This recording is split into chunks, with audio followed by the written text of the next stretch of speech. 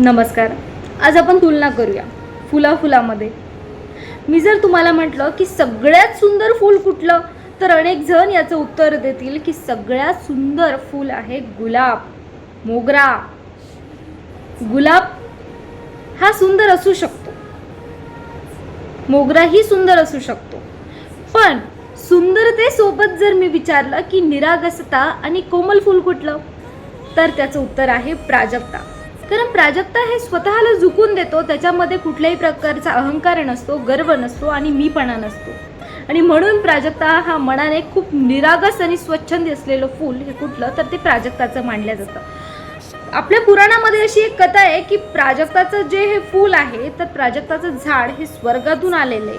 आणि ते कसं आलं, श्रीकृष्णाने प्राजक्ताचं झाड लावलं होतं सत्यभामाच्या दारामध्ये, आणि सत्यभामाच्या दारामध्ये प्राजक्ताच्या फुलाचं झाड लावल्यानंतर त्याची जी उधळण होत होती ती होत होती रुक्मिणीच्या अंगणामध्ये.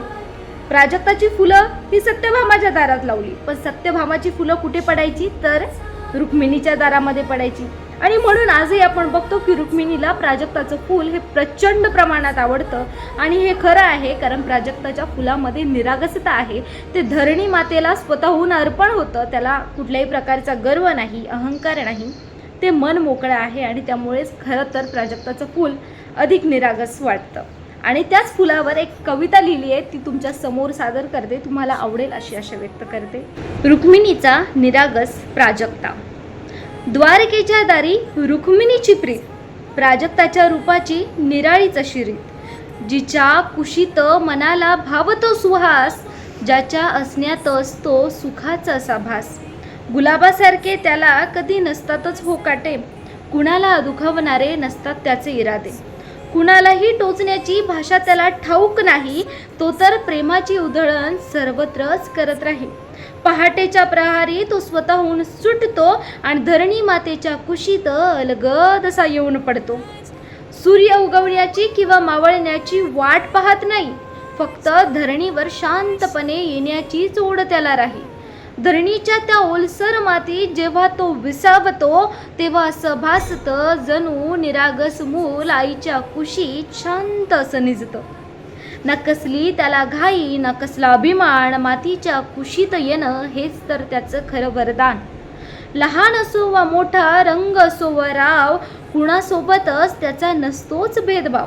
प्रत्येकाच्या ओंजळीमध्ये तो सहज मावतो, आणि हातावर येऊन आपला सारा गंध उधळून देतो. किती हा कोमल आणि निरागस स्वभाव.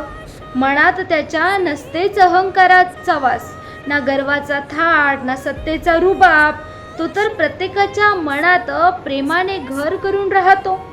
म्हणूनच तर रुक्मिणीला तो प्राजक्ता आवडतो भारी, त्याच्या याच गुणांवर तिची श्रद्धा असते सारी. अहंकार नसलेला प्रेमाचा फुलाचा तो राजा, प्रत्येकाच्या ओंजळीत फुलतो असाच ताजा ताजा, प्रत्येकाच्या ओंजळीत फुलतो असाच ताजा ताजा.